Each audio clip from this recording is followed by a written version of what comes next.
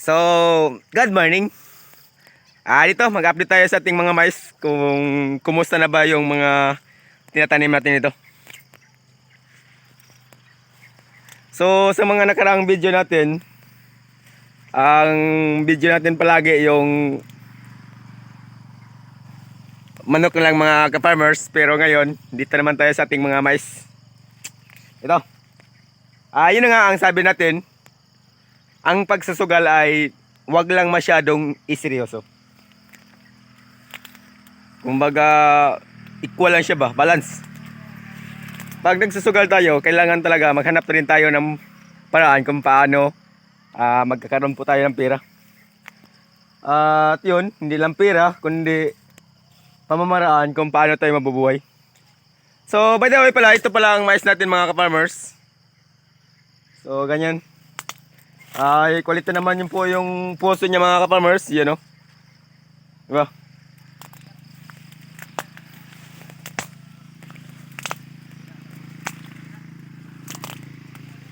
Ang importante dito, yung tiyaga talaga, effort, kung paano mabubuhay ba.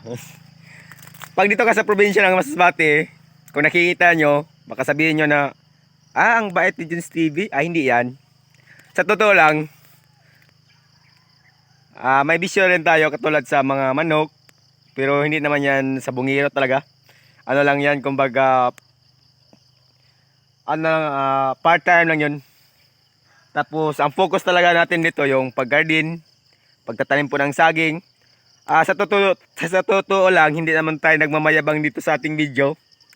Ay parang pensyonado na tayo ngayon.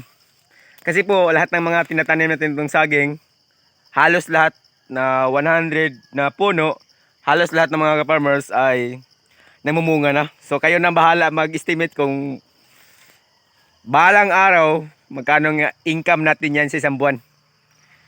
So, hindi lang ganyan. Tapos, nagtatanim na po tayo ng talong, sitaw. At naisipan ko pa na magtanim po ng sili. At ibang pang mga gulay na pwedeng pakikitaan dito. Tapos, yun, kunting sugal, sabong. Ayun lang. Walang yung chicks. So ito, malapit na siya ma-harvest. So quality talaga. Tapos iba dito mga ka-farmers, ipapakita rin natin sa ating mga parang ano ba to? Kinakain sa insekto or sa ano to mga farmers. Pero iwan natin, hayaan lang natin yan, ang material lang, ang matibay. Yun lang po ang i-harvest natin. Okay na yan. Ang importante dito, masaya tayo kung anong ginagawa natin. So hanggang dito lang muna yung video natin mga ka-farmers, kasi po araw ngayon ng Sabado, mag-harvest po tayo ng talong.